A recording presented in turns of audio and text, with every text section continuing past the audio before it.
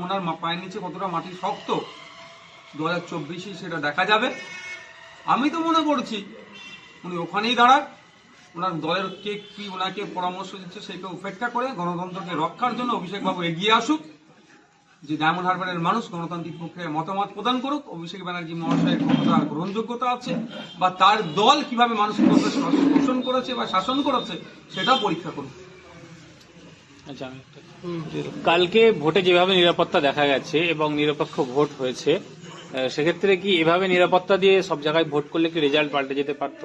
অবশ্যই পুলিশ যখন ভুল করে তার আমরা সমালোচনা করি। পঞ্চায়েত নির্বাচনে পুলিশের ভূমিকা নিয়ে সমালোচনা করেছি। মাদ্রাসা হাই মাদ্রাসার ম্যানেজিং কমিটি নির্বাচনে গতকালকে যেভাবে পুলিশ সক্রিয় ছিল সেটাকে আমরা কুর্নিশ জানাচ্ছি, সাধুবাদ জানাচ্ছি। তার সাথে এটাও বলবো এটা কিন্তু কোর্টের একটু মনিটরিং ছিল, কোর্টের নির্দেশনা ছিল।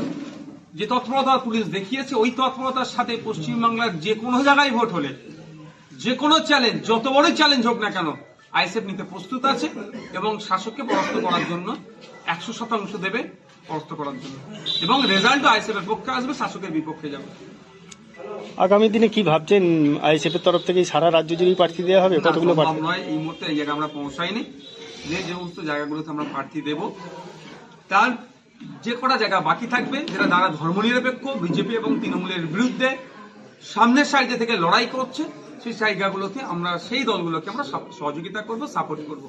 আর বলছিলেন যে কোঅপারেটিভ ব্যাংক এবং আরো বিভিন্ন স্কুলে আপনারা এই জাঙ্গিপাড়া ব্লকের, যেহেতু জাঙ্গিপাড়া ব্লক ফুরফুরা অঞ্চলের বেশ কিছু জায়গায় নির্বাচনকে দীর্ঘদিন ধরে আটকে রাখা হচ্ছে, ওই মনোনীত দিয়ে সিলেকশন করে চালানো হচ্ছে, ইলেকশন কোনো হচ্ছে না। যেমন কোঅপারেটিভ ব্যাংক আছে আমাদের এতে রামপাড়াতে, ওখানে অনেক প্রপার্টি ছিল, কিন্তু দুঃখের বিষয় সেটা আজকে এক প্রকার ব্যাংকটা ধ্বংস হতে চলেছে, দুর্নীতি হয়েছে। দুর্নীতি মুক্ত হওয়ার জন্য আমরা সেখানে আগামী দিনে আমরা কন্টেস্টে যাব, মানুষের কাছে যাব। মানুষ যদি রায় আমাদের পক্ষে দিয়ে চালাবে। সামান্য একটা উদাহরণের হিসাবে বলছে, ওখানে যেভাবে লোন দেওয়ার নামে দুর্নীতি হচ্ছে, এটাকে জনমানুষকে আনা দরকার।